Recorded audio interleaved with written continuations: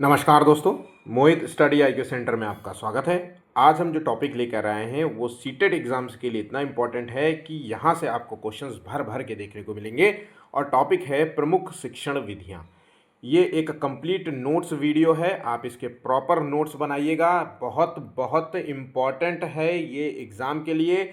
ये सीडीपी में भी पूछे जाते हैं, हिंदी पेडागोजी में, इंग्लिश पेडागोजी में, हिंदी पेडागोजी में, ईवीएस पेडागोजी में, मैथ पेडागोजी में, हर जगह ये पूरे कंप्लीट रूप से क्वेश्चन देखने को मिलता है। ठीक है, आपका लक अच्छा हुआ तो पूरे के पूरे एग्जाम में आपको 30-40 जो है मतलब हर सेक्शन से आपको 2-3-4 क्वेश्चंस जो है देखने को मिलेंगे। तो इस टॉपिक को अच्छे से कवर करना होगा आपको और इसके नोट्स ज़रूर बनाइएगा। वीडियो अच्छा लगे तो प्लीज़ वीडियो को लाइक करते जाइएगा। 40 लाइक्स का टारगेट है, लाइक मोटिवेशन के लिए, ताकि हम आपके लिए इसी प्रकार से डेली जो है वीडियोस लेकर के आते रहेंगे। और चैनल को जो है शेयर, वीडियो को ज़्यादा से ज़्यादा दोस्तों तक पहुंचाइएगा। इस वीडियो को ज़्यादा से ज़्यादा दोस्तों तक जो है शेयर कीजिएगा ताकि वो भी इस वीडियो का लाभ ले सके। और चैनल को सब्सक्राइब नहीं किया तो प्लीज़ फटाक से जो है चैनल को सब्सक्राइब कर लीजिएगा। और आप हमें कमेंट भी कर सकते हैं। ठीक है, तो चलिए, पहला जो है कौन सी शिक्षण विधि है? अन्वेषण विधि। बहुत ही इंपॉर्टेंट विधि है जिसको हम डिस्कवरी विधि कहते हैं। अब डिस्कवरी नाम से समझ गए होंगे, सिर्फ केवल शब्दों को पहचानना, शब्दों का मतलब लिख लेना और एग्जाम में उस मतलब को अपने दिमाग में बैठाए रखना। जैसे ही वो शब्द दिखे, जैसे अन्वेषण विधि आए तो तुरंत आपको पता होना चाहिए कि ये जो है खोज आधारित जो है विधि होती है। मतलब इसमें खोज के माध्यम से सीखना होता है। तो बच्चे इसमें खोज क्रिया के माध्यम से सीखते हैं। तो जब खोज क्रिया के माध्यम से सीखेगा तो बच्चों में जिज्ञासा पैदा होगी और वो अपने समस्याओं का समाधान जो है करने की उनकी क्षमता बढ़ेगी। मतलब समस्या समाधान कौशल बढ़ता है, ये पॉइंट भी हो जाता है। खोज विधि जो होती है, अन्वेषण विधि जो होती है, ये विज्ञान और गणित में सबसे ज़्यादा अधिक उपयोगी होती है। ये विधि जो है सभी बच्चों के लिए उपयुक्त नहीं होती। अब ये पॉइंट इंपॉर्टेंट है क्योंकि सभी बच्चों के लिए उपयुक्त इसलिए नहीं होती है क्योंकि ये जो है, अगर मान लीजिए वो बच्चा जो है आईक्यू से बहुत कमज़ोर है या फिर विशिष्ट जो है बालक है, दृष्टिबाधित है, जिसको श्रवण क्षमता है, तो इस तरीके के बच्चों के लिए ये जो अन्वेषण विधि होती है, डिस्कवरी विधि होती है, खोज आधारित विधि होती है, ये उपयुक्त नहीं मानी जाती। इस विधि में संकेत देना और मार्गदर्शन करना विधिवत रूप में शामिल होता है। इसमें छोटे छोटे जो है खोज कार्य जो है बच्चों को दिए जाते हैं। इसके माध्यम से सीखना जो है ज़्यादा तेज और प्रभावी हो जाता है। बच्चे मतलब अधिक गति से सीख सकते हैं। तो इन पॉइंट्स को आप एग्ज़ाम के जो है आप एग्ज़ाम में यूज़ कर सकते हैं क्योंकि यहाँ से आपको क्वेश्चंस देखने को मिल जाएंगे। अगली विधि है प्रदर्शन विधि, जिसे कहते हैं डेमोन्स्ट्रेशन मेथड। अब ये क्वेश्चन भी बहुत इंपॉर्टेंट, देखिए मैं बार बार इंपॉर्टेंट नहीं बोलूँगा, ये सारे के सारे इंपॉर्टेंट है। क्योंकि मैंने आपको जब ये पीडीएफ बनाया है तो मैंने बाकायदा ध्यान रखते हुए कि जो है कौन से क्वेश्चंस जो है एग्ज़ाम में पूछे जाते हैं, किन पे ज़्यादा क्वेश्चंस जो है आता है, उन सभी जो है मेथड्स को, विधियों को मैंने शामिल किया है। तो प्रदर्शन विधि क्या होता है?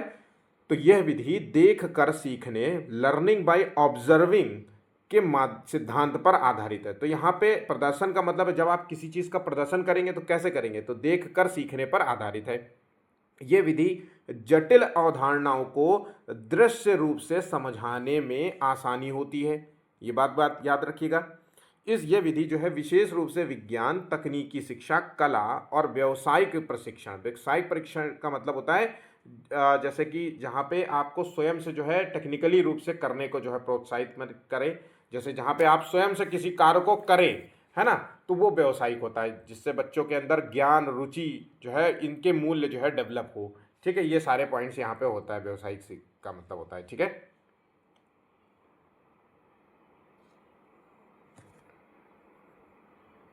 इस विधि में जो है छात्र अवलोकन करके सीखते हैं।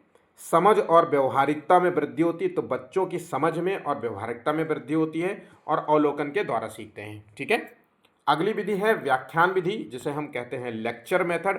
अब व्याख्यान मतलब किसी चीज़ की व्याख्या करना। तो यहाँ पे टीचर मुख्य रूप से बोलता है और जानकारी प्रदान करता है, जबकि बच्चे सुनते हैं और उसका नोट्स बनाते हैं।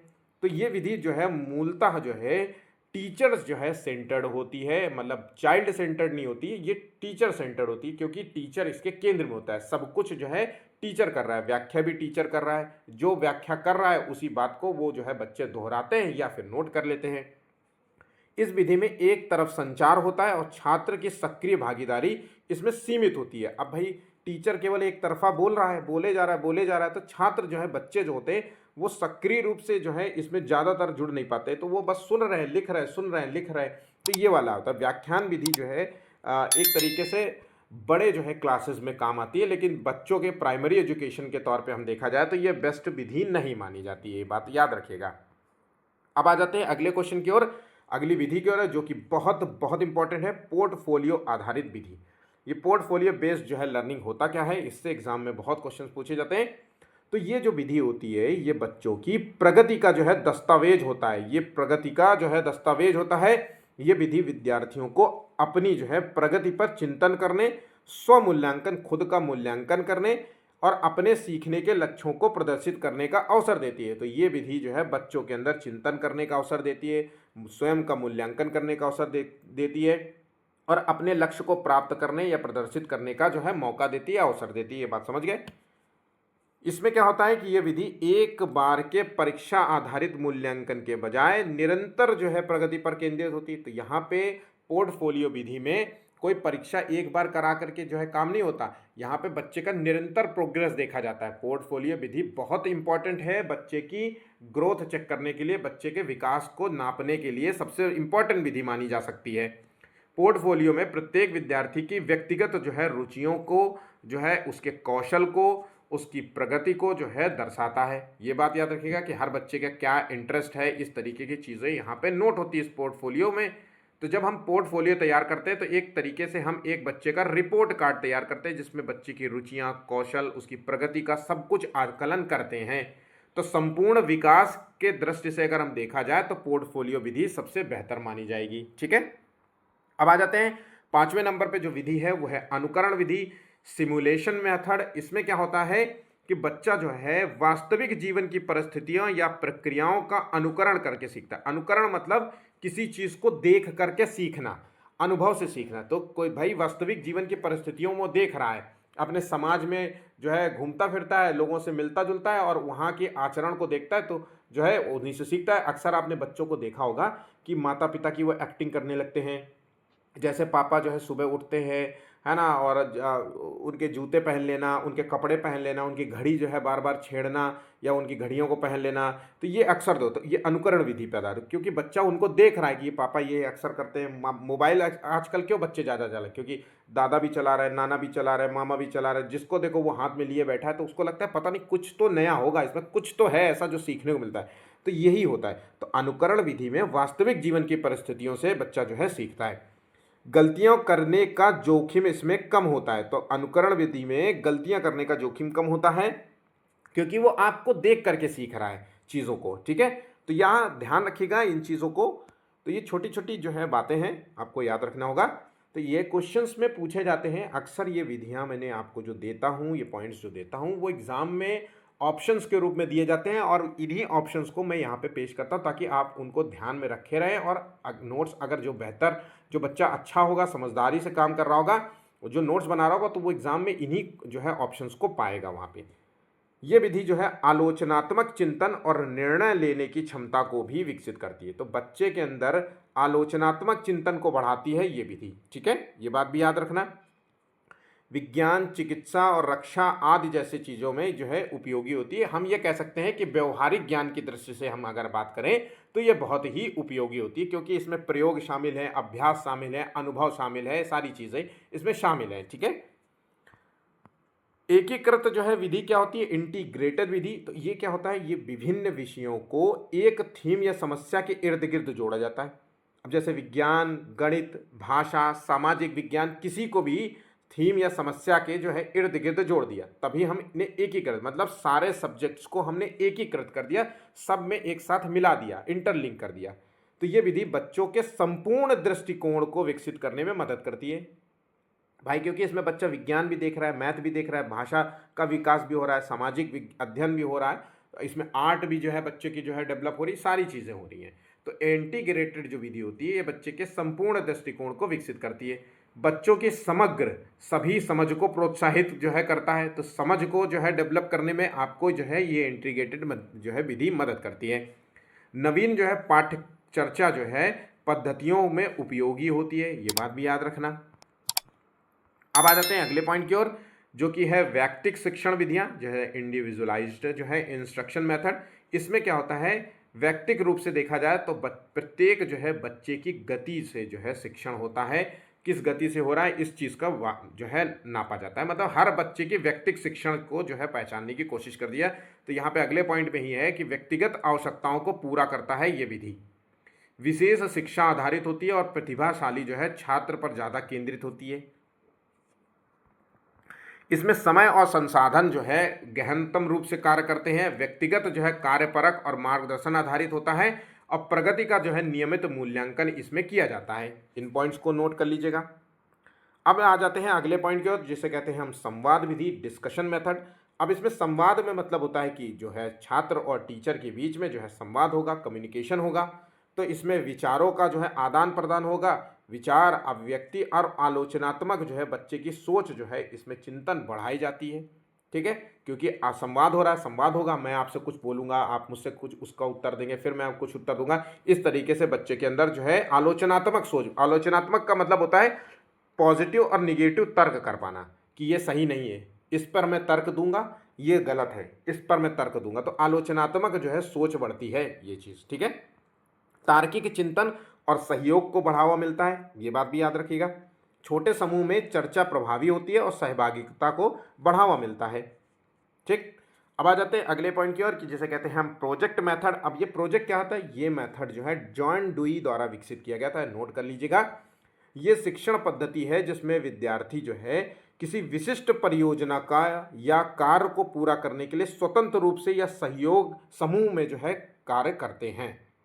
तो प्रोजेक्ट, जो किसी प्रोजेक्ट में आप अगर कार्य करते हैं तो या तो आप स्वतंत्र रूप से उस प्रोजेक्ट का हिस्सा होते हैं या सामूहिक रूप से उस प्रोजेक्ट का हिस्सा होते हैं या किसी विशिष्ट परियोजना के लिए आप कार्य कर रहे होते हैं। तो ये एक शिक्षण पद्धति होती है, अपने कार्य को पूरा करने में जो है मदद करती है।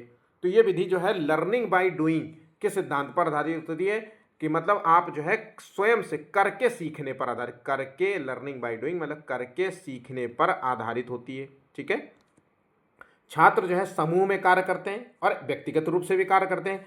तो इसमें बच्चे को जो है रचनात्मक जो है स्वनिर्देशन को बढ़ावा मिलता है। तो बच्चे के अंदर रचनात्मकता को बढ़ावा मिले, क्रिएटिविटी को जो है बढ़ावा मिले, चिंतन जो है क्षमता को बढ़ावा मिले, है ना। इस तरीके के कुछ जो गुण होते हैं वो इस जो है लर्निंग बाय डूइंग वाले जो है सिद्धांत पर आधारित होती है। ठीक है, अब आ जाते हैं अगले पॉइंट की ओर, जिसे हम कहते हैं डिस्कवरी मेथड। तो इस विधि में जो है छात्र स्वयं जो है खुद से उत्तर खोजते हैं। ये विधि जो है ब्रूनर द्वारा प्रतिपादित है। इसमें जो है टीचर विचारोत्तेजक प्रश्न पूछता है, मतलब ऐसे प्रश्न पूछता है जिसमें बच्चा विचार करे। तो इसमें जब विचारोत्तेजक जो है प्रश्न पूछेगा तो विद्यार्थी जो है उस पर अनुसंधान के लिए प्रेरित करेंगे, मतलब उस पर सोचेंगे, थोड़ा दिमाग लगाएंगे, उसके उत्तर देने का प्रयास करेंगे, तार्किक उत्तर देने का प्रयास करेंगे। टीचर जो है सीधे उत्तर देने के बजाय मार्गदर्शक की भूमिका इसमें निभाते हैं। बच्चों में वैज्ञानिक दृष्टिकोण का विकास होता है, ये बात भी याद रखिएगा। नेक्स्ट पॉइंट है, देखिए एनालिटिकल जो है मेथड, जिसे कहते हैं विश्लेषणात्मक विधि। अब विश्लेषणात्मक में क्या होता है, किसी भी टॉपिक को छोटे छोटे भागों में तोड़ करके जो है अपनी विधि को स्टार्ट किया जाता है, शिक्षण स्टार्ट किया जाता है। जटिल अवधारणाओं को सरल बनाता है, मतलब जटिल अवधारणाओं को समझने में ये विधि मदद करती है। इस पॉइंट को नोट कर लीजिएगा। तो आमतौर पर जटिल अवधारणाएं कहाँ पे देखने को मिलेंगी, गणित और विज्ञान में होगी, तो ये वहाँ पे उपयोगिता होगी। थोड़ी ये विधि क्या होता है, विश्लेषण वाली विधि होती है, जिसमें समय लेने वाली विधि होती है। इसमें हर भाग को तोड़ा जाता है, फिर हर भाग को तोड़ोगे, फिर हर सेक्शन के बारे में बात करोगे, तो इस तरीके से ये थोड़ी सी समय हो सकती है। इसमें हर प्रक्रिया का चरणबद्ध तरीके से विश्लेषण किया जाता है, ये बात भी याद रखना। तो समय के दृष्टिकोण से जो है ये थोड़ा सा टाइम टेकिंग होती है। ठीक है, नेक्स्ट पॉइंट है, सारे विधियों का 1 से 2 पॉइंट में सारी विधियां आपकी कवर हो जाएंगी। आप सिर्फ केवल मूल सारांश जो होता है विधि का उसको, जैसे संश्लेषण विधि, सिंथेटिक मेथड। तो अब इसमें क्या होगा, आप सिंथेटिक मेथड में क्या होता है कि भागों को जोड़ करके समग्र शिक्षण किया जाता है। समग्र जो है शिक्षण होगा तो भाई किसी चीज़ की समझ विकसित होगी। अब किसी भी चीज़ के लिए हो, ऐसा कुछ फर्क नहीं पड़ता कि ये पॉइंट लिखना बहुत ज़रूरी है। सामाजिक अध्ययन साहित्य में जो है ये विधि काम करती है। ये विधि थोड़ी सी जटिल हो जाती है क्योंकि बहुत सारे भाग इसमें जुड़ जाते हैं, इसलिए ये विधि जटिल हो सकती है, ये बात याद रखना। अवधारणाओं को इसमें जोड़ा जाता है। ठीक है, उदाहरण दें, फिर सरल से जटिल की ओर बढ़े, तो ये विधि हमको सरल से जटिल की ओर लेके जाती है। तो ऐसे कुछ छोटे छोटे पॉइंट्स आप नोट कर लो, एग्जाम में बैठते वक्त आप ध्यान ध्यान करके एकदम से रिवीजन करते रहो, ठीक है। अब आ जाते हैं अगले पॉइंट की ओर जो कि इंपॉर्टेंट है। तो ये विधि जो है आगमन विधि जिसे कहते हैं इंडक्टिव मेथड। तो ये विधि क्या होता है, छात्रों को पहले विशिष्ट उदाहरण, तथ्य या अवलोकन प्रस्तुत किए जाता है, फिर उसके बाद सामान्य नियम, सिद्धांत और निष्कर्ष निकाला जाता है। तो ये विधि जो होती है ये उदाहरण से हमारे नियम की ओर लेके जाती है, उदाहरण से सिद्धांत की ओर जाती है, उदाहरण से निष्कर्ष की ओर लेके जाती है। तो याद रखना, आगमन विधि में सबसे पहले हम चीज़ों को उदाहरण देते हैं, फिर उसके बाद हम उसके नियम कब से परिचय कराते हैं। तो ये विधि विशेष से सामान्य की ओर बढ़ती है, ये पॉइंट आपको नोट कर लेना है। ये विधि हमको विशेष से सामान्य की ओर लेके जाती है। विश्लेषण करने और तार्किक चिंतन करने की क्षमता ये विधि बढ़ाती है। सक्रिय भागीदारी, छात्रों का अवलोकन और चर्चा में सक्रिय रहते हैं, ठीक है। तो बच्चों के जो है सक्रिय भागीदारी रूप से जो है जुड़ी रहती है, वास्तविक जीवन के उदाहरण सीखने को उपयोगी बनाते हैं इस विधि में, ठीक है। नेक्स्ट जो है निगमन विधि क्या होता है, तो निगमन विधि जो है ये नियम से उदाहरण की ओर लेके जाती है। सभी पॉइंट्स को आप अच्छे से पढ़ लीजिए। पहले सामान्य नियम बताए जाते हैं, सिद्धांत बताए जाते हैं, तथ्य प्रस्तुत किए जाते हैं, फिर उसके बाद जो है बच्चों को उदाहरण या परिस्थितियों से जो है लागू किया जाता है। तो ये विधि जो है सामान्य से विशेष की ओर, जो है जनरल से स्पेसिफिक की ओर बढ़ाती है आपको, ठीक है। बुनियादी अवधारणाओं और तथ्यों को सिखाने के लिए उपयोगी है, विशेषकर परीक्षा की तैयारी में। तो रचनात्मकता इसमें सीमित हो जाती है। तो ये विधि अच्छी विधि नहीं मानी जाती बच्चों की दृष्टिकोण से। अगर आप बच्चों को सिखाना चाहते हैं तो आगमन विधि का इस्तेमाल होता है, और बड़ों की दृष्टि से हम निगमन विधि का इस्तेमाल करते हैं। लेकिन हमने आज जैसा कि यहाँ पे पॉइंट्स क्लियर कर देता है कि ये विधि जो है रचनात्मकता की दृष्टि से सीमित होती है। तो आपसे क्वेश्चन पूछ सकता है कि इनमें से कौन सी जो है विधि रचनात्मकता की दृष्टि से सीमित है या रचनात्मकता की दृष्टि से जो है आपको जो है रचनात्मकता को जो है पोषित करती है। इस तरीके से कुछ भी बात हो सकता है। एक तरफा शिक्षण के कारण छात्रों की सक्रिय जो है भागीदारी कम हो सकती है, यहाँ पे ये बात भी नोट कर लीजिएगा, ठीक है। अब आ जाते हैं अगले जो है विधि की ओर, जिसे कहते हैं समावेशी शिक्षण विधि। तो ये समावेशी शिक्षण विधि क्या होता है, तो इस समावेशी के बारे में मैंने आपसे हर क्वेश्चन में हर बार कुछ ना कुछ बताता ही रहता हूँ। तो देखिए, सभी छात्रों को शामिल करने का तरीका, अब सभी छात्र हैं तो मतलब सभी छात्र, चाहे वो किसी विशेष वर्ग से हों, चाहे किसी जाति धर्म से हों, चाहे वो उनका आईक्यू कैसा भी हो, अगर वो बच्चा स्कूल आया है तो उसको मतलब शामिल किया जाएगा। तो सभी को एक समान नज़र से देखना है ना, सभी को समानता की नज़र से देखना, तो सभी छात्रों को शामिल करना। विविधता और समानता को इससे बढ़ावा मिलता है।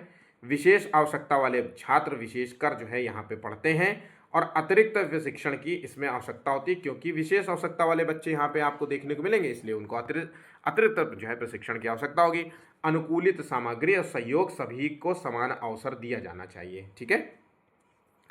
अब आ जाते हैं अगले जो है विधि की ओर, जिसे कहते हैं लघु शिक्षण विधि, जिसे कहते हैं माइक्रो टीचिंग। बहुत ही इंपॉर्टेंट है, नोट कर लेना।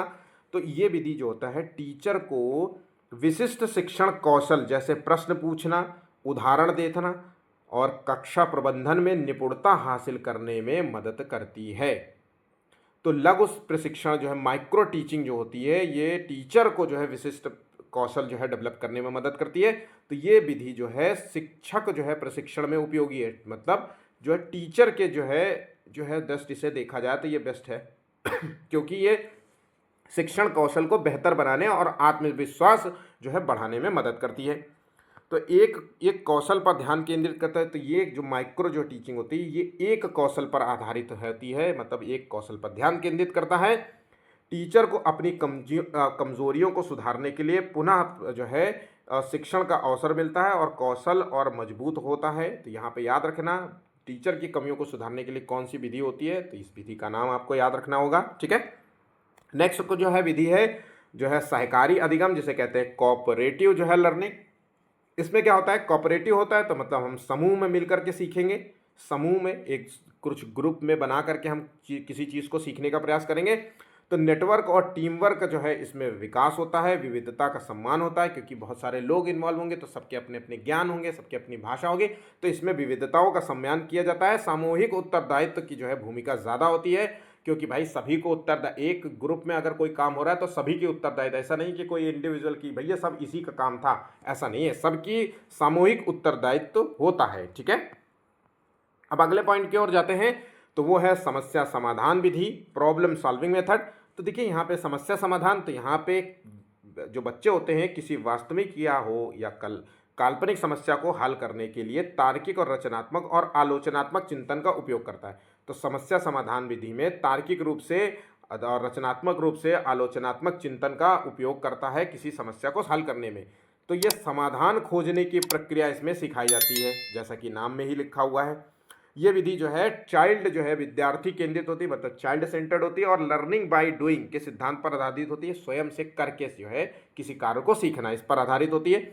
ये विशेष रूप से विज्ञान, गणित और सामाजिक अध्ययन और व्यावसायिक शिक्षा वो शिक्षा होती है। व्यावसायिक ज्ञान वो होता है जो आपके प्रयोग करने की क्षमता को बढ़ाता है, आपके अभ्यास के जो है बढ़ाता है, आपके अनुभव के आधार पर जो है कार्य करता है।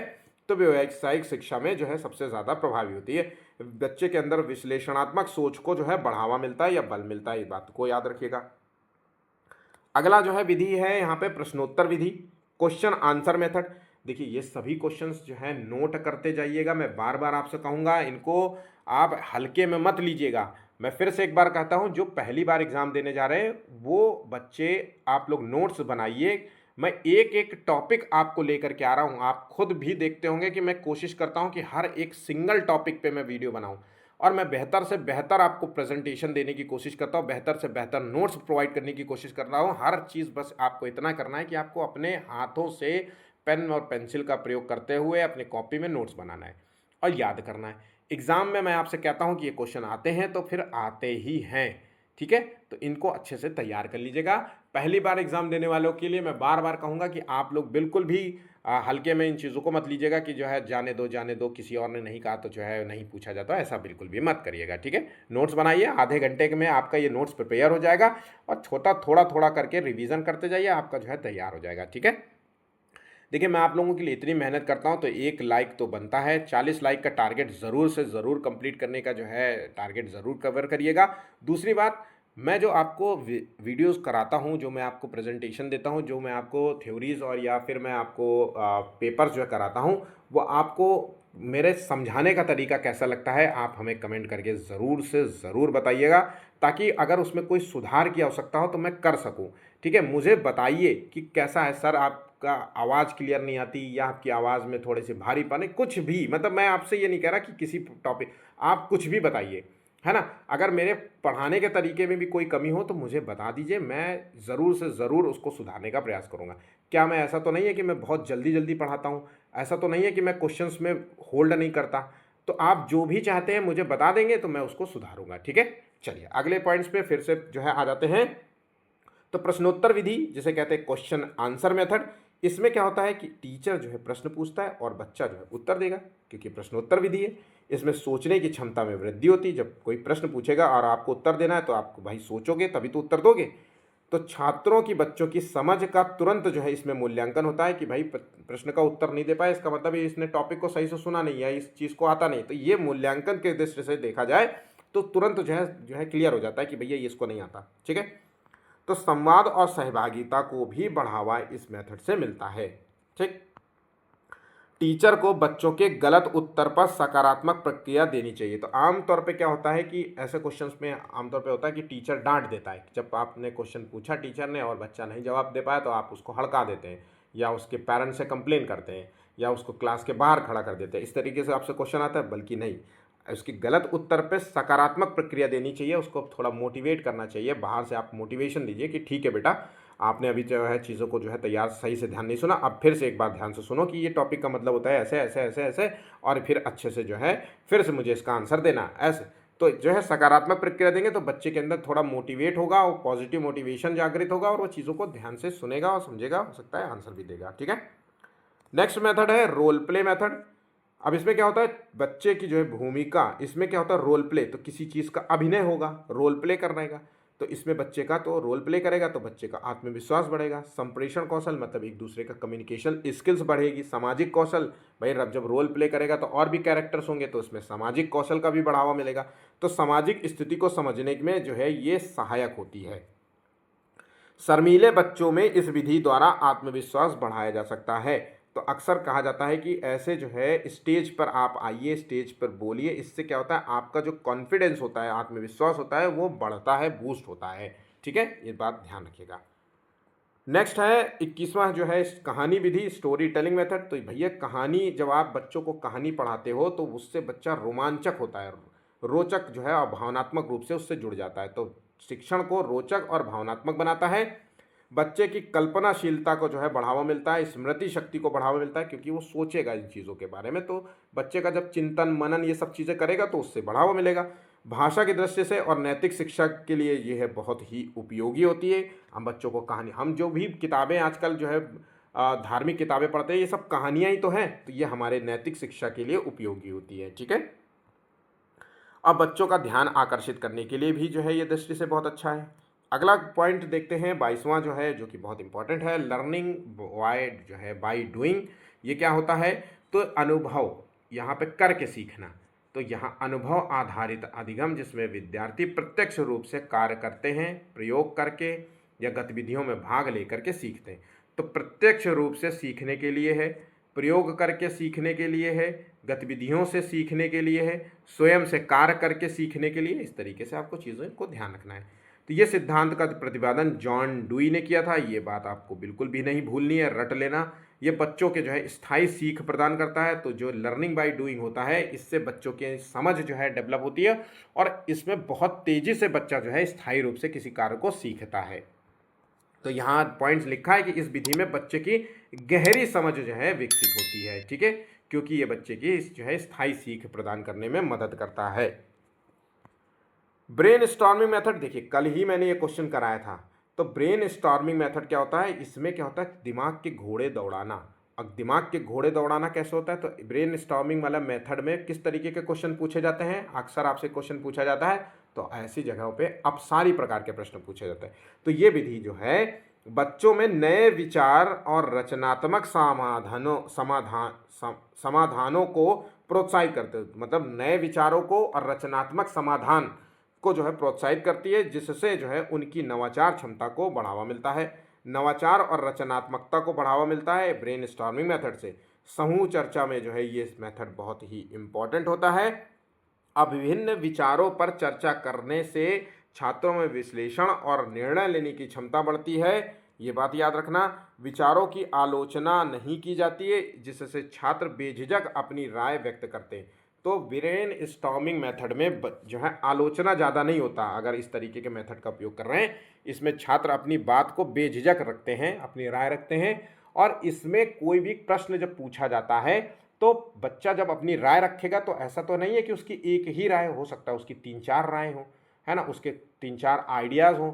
तो क्वेश्चन के दृष्टि से अगर हम बात करें तो ये अपसारी प्रश्न के क्वेश्चंस हो जाते हैं और इसमें कई जो है उत्तर जो है दिए जाते हैं, समाधान होते हैं। कई उत्तर जो है एक प्रश्न के कई उत्तर दिए जा सकते हैं एक व्यक्ति के द्वारा। ठीक है, तो एक तरीके से हम कह सकते हैं कि जो है ब्रेन स्टॉर्मिंग मेथड जो है अपसारी प्रश्न जो है अपसारी सोच को बढ़ावा देते हैं। ठीक है, नेक्स्ट मेथड है द्विभाषिक विधि, बाइलिंगुअल जो है मेथड। तो इसमें क्या होता है, द्विभाषी मतलब दो भाषाओं को प्रयोग, एक स्थानिक मतलब मातृभाषा और दूसरी लक्ष्य भाषा, टारगेट भाषा जो आप सीखना चाहते हैं। तो इसका उद्देश्य दोनों भाषाओं में दक्षता विकसित करना होता है और सांस्कृतिक समझ को बढ़ावा देना होता है। सांस्कृतिक समझ का मतलब होता है कि जो स्थानिक भाषा को जो है आप सीख रहे हैं और लक्ष्य भाषा तो आपकी जो है टारगेट भाषा है। तो ये विधि जो है सांस्कृतिक विविधता को सम्मान देती है। मतलब आपने आप हिंदी भाषी व्यक्ति हैं तो हिंदी बोलते हैं और दूसरी भाषा आप सीख रहे हैं क्योंकि आपकी नौकरी साउथ में लगी तो आप चाहते हैं कि मैं साउथ बोलूं। तो ये विधि जो है सांस्कृतिक जो है विविधता को सम्मान देती है और विद्यार्थियों की मातृभाषा को महत्व देती है। समझ और अनुवाद क्षमता में जो है इसमें वृद्धि होती है। प्राथमिक कक्षाओं के लिए जो है ये विधि सबसे प्रभावी होती है। ठीक है, नाटकीय विधि में क्या होता है, नाटक होता है तो सक्रिय रूप से चीज़ें जुड़ जाएंगी, तो भावनात्मक और सामाजिक कौशल को बढ़ावा मिलेगा। ये विधि सक्रिय भागीदारी के लिए प्रेरित करती है। इन सभी पॉइंट्स को नोट कर लेना। बच्चे की कल्पनाशीलता और रचनात्मकता को बढ़ावा मिलता है, विचारों को व्यक्त करने में जो है मदद करता है नाटक। ठीक है, और नाटक के माध्यम से बच्चे के जो हेजिटेशन होता है वो भी कम हो जाता है। ठीक है, तो कॉन्फिडेंस को बूस्ट करने में भी ये मदद करता है। लेबोरेटरी मेथड क्या होता है, तो लैब मेथड क्या होता है, इसमें क्या होता है बच्चों को सैद्धांतिक ज्ञान के प्रयोग को प्रयोग के माध्यम से व्यवहारिक रूप से लागू करने का उपयोग होती है, जिसमें गहरी समझ विकसित होती है। तो ये प्रयोगशाला में शिक्षण विधि होती है, ये बात याद रखना। तो प्रयोगशाला में जो है आमतौर पे ये सिखाया जाता है, लैब का कार्य। तो ये अनुभव आधारित शिक्षण विधि है, जिसमें प्रत्यक्ष जो है प्रयोग से बच्चों को जो है जिज्ञासा को बढ़ावा मिलता है, छात्रों की जिज्ञासा को बढ़ावा मिलता है। विज्ञान आधारित होती है, सबसे ज़्यादा प्रभावित हो, इसमें अवलोकन और निष्कर्ष निकालना सीखा जाता है। ठीक है, अब आ जाते हैं अगले पॉइंट की ओर। तो कार्यात्मक विधि एक्टिविटी बेस्ड लर्निंग होती है। तो कार्यात्मक में क्या होता है, भागीदारी होगी, तो गतिविधियों पर आधारित होती है, भागीदारी वाली गतिविधियों पर आधारित होती है। अनुभव आधारित शिक्षण को बढ़ावा मिलता है। तो ये जो होती है, ये जो है चाइल्ड जो है सेंटर्ड जो है होती है, तो मतलब बाल केंद्रित अधिगम प्रक्रिया पर आधारित होती है कार्यात्मक विधि एक्टिविटी। रचनात्मकता और रुचि को बढ़ावा देते। देखिए, आपने नोटिस किया होगा कि ज़्यादातर क्वेश्चंस के जो शब्द हैं वो कॉमन है। रचनात्मकता को बढ़ावा मिलता है, ज्ञान को, आलोचनात्मक सोच को बढ़ावा मिलता है ना। तो इस तरीके की जो विधियां जो होती हैं, ये आमतौर पे भाई कुछ भी आप करवा रहे हो तो बच्चे की सोच को बढ़ावा मिलेगा ही मिलेगा। ऐसा तो नहीं है कि घर बैठा निष्क्रिय रूप से सोच रहा हो, हर कार्य में वो कुछ ना कुछ कर रहा है। तो आंसर आपको एक कॉमन है, पैटर्न आप अगर देखें तो यूनिवर्सल पॉइंट्स तो आपको समझ में आ रहा होगा। बस आपको क्वेश्चन में ये पकड़ना है कि क्वेश्चन का आंसर जो है ऑप्शन यही है ना। बाकी जो 3 ऑप्शंस दिए जाएंगे वो बिल्कुल वाहियात, पूरी तरीके से गलत ऑप्शन होंगे। आप बस केवल समझना सीख जाइए कि संवर्धन जो शिक्षण विधि है इसका मतलब क्या होता है। अगर आप इतना बस समझ गए कि इनरिचमेंट मेथड में ये विधि प्रत्येक छात्र की रुचि और क्षमताओं के अनुसार अनुकूलित गतिविधियां प्रदान करती है, इसमें व्यक्तिगत विकास को बढ़ावा मिलता है। अब यहाँ पे अगर आपसे क्वेश्चन पूछा जाए कि निम्नलिखित में से कौन सी विधि व्यक्तिगत विकास को बढ़ावा देता है, तो यहाँ पे आंसर आपको बताना होगा, जो आपको बहुत सारे ऑप्शन दिए जाएंगे, जिसमें से आपको ये होगा कि संवर्धन शिक्षण विधि जो होता है वो व्यक्तिगत जो है विकास को बढ़ावा मिलता है। ये विधि जो है मेधावी छात्रों के लिए सबसे उपयोगी होता है। तो इस तरीके के पॉइंट्स आपसे यहाँ पे पूछे जाएंगे।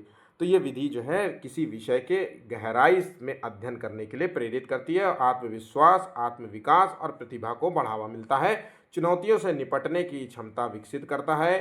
ठीक है, मतलब समस्या समाधान की क्षमता जो है इसमें डेवलप होती है, किसी समस्या का समाधान जो है खोजने की क्षमता जो है बच्चे के अंदर डेवलप हो जाती है।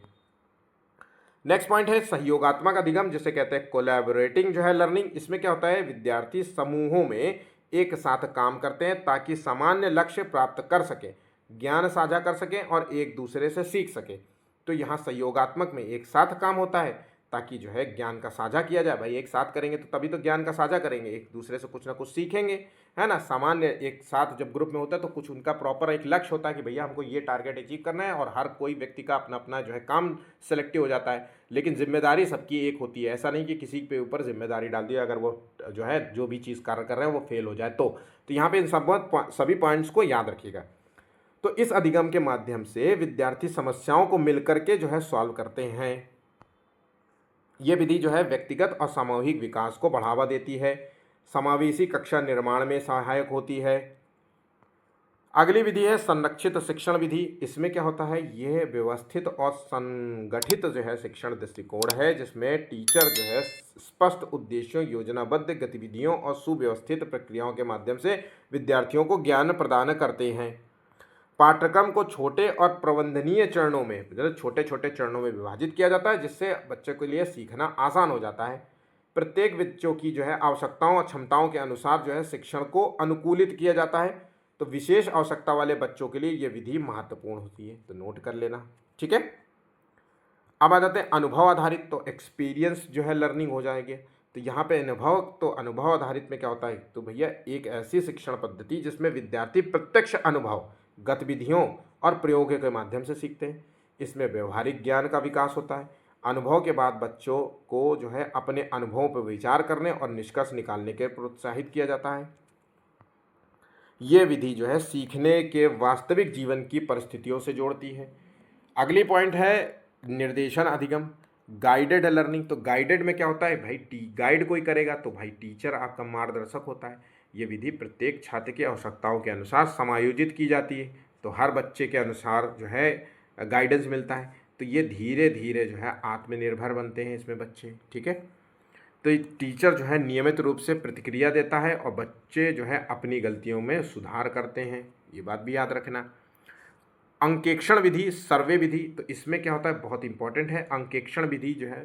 तो ये विधि क्या होता है, जानकारी एकत्र करने पर केंद्रित और स्वतंत्र खोज पर आधारित हो। तो भाई जब कोई सर्वे करोगे तो यहाँ पे सर्वे जो होता है वो केंद्रित या स्वतंत्र खोज पर आधारित होता है। तो इसमें छात्र जो है स्वयं प्रयोग या अवलोकन अनुसंधान के माध्यम से ज्ञान प्राप्त करते हैं और जिससे उनकी जिज्ञासा और रुचियाँ जो है बढ़ती हैं। ये विधि जो है बच्चों के प्राकृतिक जिज्ञासा को बढ़ावा देता है। तो ध्यान रखना है, ये बच्चे की जो है प्राकृतिक जिज्ञासा को बढ़ावा देता है। और पारंपरिक विधि या व्याख्यान विधि क्या होता है, तो पारंपरिक विधि ये विधि अध्यापक केंद्रित होती है। तो ये पारंपरिक विधि क्या होती है, पुराने ज़माने में व्याख्यान विधि जिसे कहते हैं, ठीक है, इनके अलग अलग नाम है। मैंने व्याख्यान विधि पढ़ाई है लेकिन पारंपरिक नहीं बोला, तो आप सभी चीज़ों को पढ़िए। तो पारंपरिक विधि क्या होता है, अध्यापक केंद्रित होती है, कम संसाधनों में अधिक बच्चों को पढ़ाने के लिए प्रभावी होती है। ये विधि जो है स्मृति और पुनरावृत्ति पर रट्टू तोता वाला जो है ज़्यादातर रहता है इस पे विधि में, नहीं। तो ये है यहाँ पे। अगला है खेल आधारित, तो खेल में खेल से के द्वारा सीखता है, आनंद में होती है ये विधि और प्रेरणादायक वातावरण होता है, प्रतिस्पर्धा और सहभागिता को बढ़ावा मिलता है और इससे जो है बच्चों में रणनीति और विश्लेषणात्मक सोच का जो है विकास होता है। आप देखिए केस स्टडी में क्या होता है, किसी जो है काल्पनिक या वास्तविक जो है चीज़ों पर, परिस्थिति पर जो है अध्ययन करने और विश्लेषण करने के लिए प्रोत्साहित किया जाता है। तो केस विधि में क्या होता है कि मान लीजिए एकदम से आप पुलिस में हैं। अब पुलिस में क्या होता है कि आपने अक्सर देखा होगा कि आप गए और कोई मर्डर वर्डर हुआ है और आपने देखा कि अरे सारे दरवाजे बंद हैं, है ना, किसी तरीके का कोई जो है निशान नहीं है, फिर भी जो है आदमी इस तरीके से पड़ा हुआ है, तो आप सोचते हैं। तो यही होता है कि वास्तविक और काल्पनिक जो है परिस्थितियों से आपको जो है विश्लेषण करने में, अध्ययन करने में जो है प्रोत्साहित करता है। तो ये विधि जो है बच्चों में जो है निर्णय लेने की क्षमता बढ़ाता है। तो आप बच्चों को ऐसे जो है उनको केसेस दीजिए कि आप बताइए, अच्छा एक ऐसी सिचुएशन में देता हूँ कि आप एक जंगल में हैं और आप जंगल में आपने एक शेर देखा, है ना, इस तरीके से आपसे कोई भी बच्चे से केस दे दीजिए, तो आप क्या करेंगे। तो बच्चा जो है उस पर निर्णय लेने की क्षमता उससे बढ़ेगी, उस पर कुछ जो है जवाब देगा। तो व्यवहारिक और विश्लेषणात्मक सोच का विकास होता है। तो यहाँ पे बच्चे के जो है तार्किक चिंतन का बढ़ावा मिलेगा। आलोचनात्मक, वही बात हो गई, आलोचनात्मक सोच जो है बच्चे के अंदर बढ़ती है, तार्किक जो है सोच बढ़ती है। अब आ जाते हैं अगले पॉइंट की ओर, समस्या आधारित अधिगम, प्रॉब्लम सॉल्व लर्निंग क्या होता है। तो समस्या आधारित होगी तो भाई किसी वास्तविक जीवन की समस्याओं पर आधारित होती है। तो सीखना प्रासंगिक और व्यवहारिक बनाता है। तो बच्चों की सक्रिय भागीदारी समस्याओं का विश्लेषण करना, अनुसंधान करना और समस्या खोजने में शामिल है। बच्चों में जो है आलोचनात्मक चिंतन को बढ़ावा मिलता है। अनुसंधान और सोच जो है कौशल का विकास होता है। तो यहाँ पे इस तरीके से मैंने अगर आपको बताऊँ तो 37 जो है शिक्षण विधियाँ मैंने आपको कराई है। इसमें से आपको कोई भी जो है क्वेश्चंस ऐसा नहीं होगा कि एग्ज़ाम में आए और आप ना कर पाएँ, अगर इतने टॉपिक को आप अच्छे तरीके से समझ के पढ़ लेते हैं एक बार, ठीक है। कुछ भी नहीं है, बहुत सिंपल है, इसलिए मैंने बहुत तेज़ी से पढ़ा डाला, है ना। कुछ इसमें ऐसा भाषा भी नहीं है कि बहुत हार्ड हो आप और आप ना समझ पाते हो, ठीक है। आइए जो है क्वेश्चंस करते हैं और आखिर में आपसे एक क्वेश्चन भी पूछूंगा जिसका उत्तर आपको देना है, ठीक है। व्याख्यान विधि का उपयोग जो है विशेष रूप से कब प्रभावी माना जाता है। तो व्याख्यान विधि का प्रयोग कब प्रभावी माना जाता है, जब शिक्षण सामग्री व्यावहारिक रूप की हो या फिर जब कम समय में अधिक विद्यार्थियों तक जानकारी पहुंचानी हो, तब किसी चीज़ की आप व्याख्यान करते हैं। तो व्याख्या कब करते हैं, जब आप बैठा के, तो टीचर सेंटर्ड होती है और अधिक जानकार कम समय में जानकारी को पहुंचाना हो, यहाँ पे व्यक्तिगत अनुभव साझा करने की आवश्यकता हो, तो सबसे जो है विशेष रूप से कब प्रभावी माना जाता है। आंसर हो गया ऑप्शन यहाँ पे बी सही जवाब होगा, ठीक है। चलिए अगला क्वेश्चन देखते हैं। प्रदर्शन विधि में जो है टीचर की भूमिका निम्नलिखित में से किस रूप में अधिक प्रमुख होती है। तो प्रदर्शन विधि में क्या होता है, ज्ञान संप्रेषण के रूप में होता है या मार्गदर्शन। प्रदर्शन विधि में टीचर की भूमिका मार्गदर्शक और आदर्श प्रस्तुतकर्ता के रूप में होती है। ऑप्शन यहाँ पे बी सही जवाब होगा। ब्रूनर द्वारा प्रतिपादित जिसे कहते हैं डिस्कवरी लर्निंग में विद्यार्थियों को स्वयं प्रयोग और खोज के माध्यम से अधिगम करने का अवसर दिया जाता है। ये विधि निम्नलिखित में से किस जो है शैक्षिक उद्देश्य को सर्वाधिक प्रोत्साहित करती है। तो ब्रूनर द्वारा प्रतिपादित डिस्कवरी लर्निंग में जो है ये रटन अधिगम पर तो नहीं होगा, निष्क्रिय भी नहीं होगा, तथ्यात्मक ज्ञान पर नहीं होगा, यहाँ पे है आत्म प्रेरणा और जिज्ञासा जो है सर्वाधिक जो है शिक्षण उद्देश्य को प्रोत्साहित करेगी। आंसर हो गया ऑप्शन सी। पोर्टफोलियो आधारित शिक्षण एक ऐसी विधि है जो निरंतर मूल्यांकन पर बल देती है। इसका प्रमुख उद्देश्य है, पोर्टफोलियो विधि बच्चों के लिए बहुत ज़रूरी है। ये एक रिपोर्ट कार्ड होता है जहाँ पे बच्चे का सारा एक रिपोर्ट कार्ड तैयार किया जाता है। तो ये बच्चे की जो है सीखने की यात्रा को साक्ष्य सहित प्रदर्शित करता है। मतलब हम एक रिपोर्ट तैयार करते हैं ताकि हम उसको बताएं कि भैया जब भी उसके पेरेंट्स मिले या कोई भी मिले तो हम उसको बता सकें कि भैया देखो इस बच्चे में ये कमियां थी और इसको सुधारा जा सकता है, ऐसे ऐसे। तो ये सीखने की यात्रा को जो है साक्ष्य सहित, एक प्रूफ सहित जो है प्रदर्शित करना जो होता है। ठीक है, आंसर हो गया ऑप्शन बी। सारे ऑप्शंस अगर आप पढ़ेंगे तो देखिए आप पाएंगे सारे ऑप्शंस गलत है और सिर्फ ऑप्शन बी है। तो विद्यार्थियों को केवल परीक्षा परिणाम, तो यहाँ पे तुरंत हो जाता है कट। केवल कमजोर छात्रों को पहचान करना, बिल्कुल भी नहीं। अनुशासन बनाए रखना, नहीं। आंसर हो गया ऑप्शन बी। तो आप निगेटिव चीज़ों से भी सॉल्व कर सकते हैं। पोर्टफोलियो विधि का उपयोग किस प्रकार के मूल्यांकन दृष्टिकोण का सबसे अधिक सशक्त बनाता है? तो देखिए मैंने आपको पूरा बाकायदा मूल्यांकन के संबंध में एक वीडियो दिया है, उसको देख लो क्योंकि वहाँ से क्वेश्चन आपको देखने को मिलेंगे। तो यहाँ पे जो आंसर है फॉर्मेटिव असेसमेंट, ठीक है, ऑप्शन यहाँ पे सी सही जवाब होगा। इसको कहेंगे हम रचनात्मक मूल्यांकन।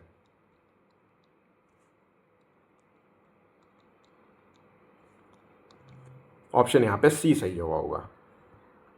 अनुकरण विधि का प्रयोग सर्वाधिक उपयुक्त होता है। तो अनुकरण विधि किस चीज़ के लिए प्रयुक्त होता है? तो यहाँ पे जब शिक्षण विषय सैद्धांतिक हो, मौखिक परीक्षा ली जानी हो और सामूहिक चर्चा न हो रही हो, तो व्यवहारिक प्रशिक्षण क्या हो सकता हो? आंसर हो गया ऑप्शन बी।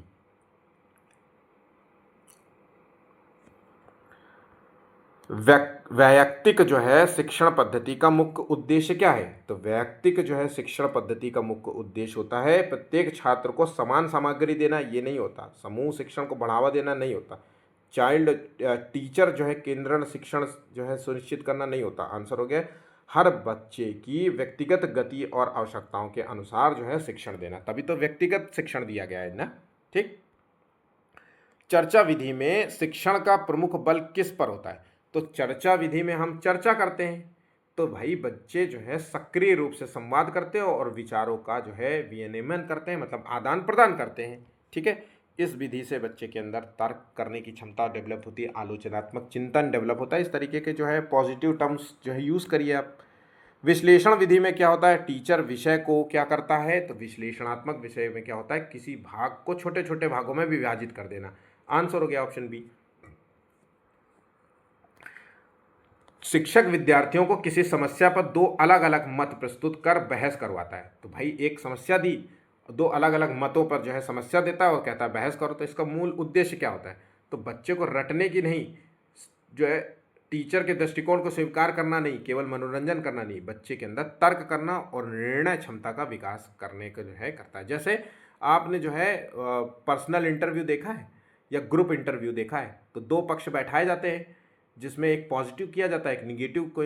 जैसे आपसे क्वेश्चन पूछ लिया जाए, है ना, गणित पढ़ने के फायदे और नुकसान बताएं, या आपसे पूछा जाए एक कॉमेडी तरीके से पूछो, आईपीएल के फायदे और नुकसान बताएं, है ना, टीवी के कुछ फ़ायदे और नुकसान बताएं, आज के समय में न्यूज़ जो है चैनल देखने के फ़ायदे और नुकसान बताएं, है ना। तो इस तरीके से जो है कुछ चीज़ें जो होती है, तो यहाँ पे अलग अलग मत पर बहस करवाया जा रहा है और एक दूसरे से जो है समस्या पे चर्चा भी करेंगे। तो यहाँ पे बच्चे के अंदर तर्क करने की क्षमता जो है, निर्णय लेने की क्षमता, है ना, इस तरीके के कुछ डेवलप जो है गुण डेवलप होते हैं। गणित शिक्षक विद्यार्थियों को पहले उदाहरण देता है, फिर जो है उसी पर आधारित जो है प्रश्न हल करवाता है। मतलब उदाहरण से प्रश्नों की ओर जा रहा है, उदाहरण से नियम की ओर जा रहा है। तो कौन सी विधि है? तो इस विधि को हम आगमन विधि कहते हैं। ये विधि जो है बढ़िया विधि मानी जाती है पढ़ाने की दृष्टि से। ठीक है। और निगमन विधि में क्या होता है? जस्ट इसका उल्टा होता है, पहले नियम प्रस्तुत कराएंगे या प्रश्न पहले हल कराएंगे, इस तरीके से होता है। ठीक है, फिर उसके बाद उदाहरण होता है। जब टीचर पहले नियम बताता है और फिर जो है उससे संबंध में उदाहरण देता है, तो कौन सी विधि? तो इसे निगमन विधि नाम देंगे, डिडक्टिव मेथड। आखिरी क्वेश्चन है, टीचर जो है शिक्षक विद्यार्थियों को किसी वैज्ञानिक तथ्य को सिद्ध करने के लिए प्रयोग करने को कहता है, ये कौन सी विधि है? तो अगर वैज्ञानिक तथ्यों को सिद्ध करने की दृष्टि से बात करें तो यहाँ प्रयोग विधि होगा। ठीक है, ऑप्शन यहाँ पे ए सही जवाब होगा। तो तो इस तरीके से हमारे 13 क्वेश्चन समाप्त होते हैं। इसी तरीके से आपको एग्जाम में क्वेश्चन मिलेंगे, आप टॉपिक को अच्छे तरीके से प्रिपेयर कर लीजिएगा। पहली बार एग्जाम देने वाले बिल्कुल भी इसको जो है मिस मत करना। अब आज का प्रश्न है कि अनुकरण विधि में विद्यार्थी जो है किस विधि के द्वारा सीखते हैं, क्या होता है। तो यहाँ पे 4 ऑप्शंस दिए गए हैं, तो इसका सही आंसर देना है। ठीक है, तो आज के लिए हमारा यहाँ पे वीडियो समाप्त होता है। आपको वीडियो कैसा लगा आप हमें कमेंट ज़रूर से ज़रूर करिएगा। ठीक है, मेरा नाम मोहित चक्रवेश है। तो आज का वीडियो यहाँ पे कंप्लीट होता है। धन्यवाद।